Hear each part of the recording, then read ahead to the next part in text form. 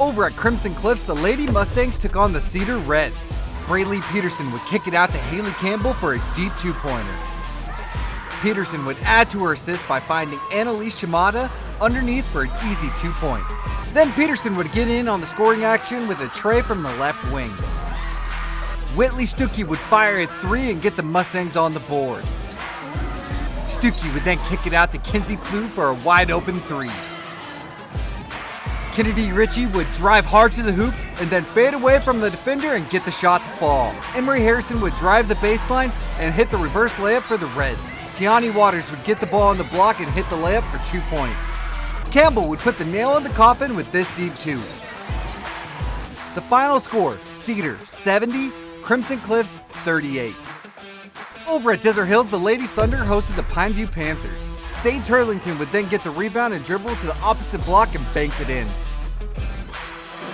Pineview would pass the ball around and find a wide open Ashlyn Clark for an easy 2 points. Turlington again would flash to the key, get the pass, and then turn and hit the jumper. Emma Jensen would get the rock and fire a three and hit nothing but net. Ellie Norton would take the ball off the screen and fire a three and knock it down. Enid Viapanu would get the ball in transition and take it all the way to the rack for 2 points. Avery Gustin would knock down a three, but the damage was already done. The final score, Desert Hills 52, Pineview 35.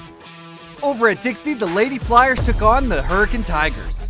Emily Talili would save the ball to Kaylee Famawina for an easy 2 points.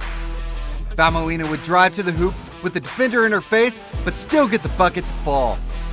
Dominguez would fire from three-point land and hit nothing but net.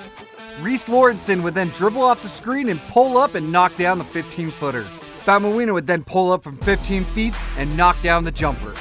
Haley Smith would get the ball in transition, pull up the three, and get it to fall. Lindy Erickson would spin around her defender and bank it off the glass for 2 points. The final score, Dixie 49, Hurricane 28.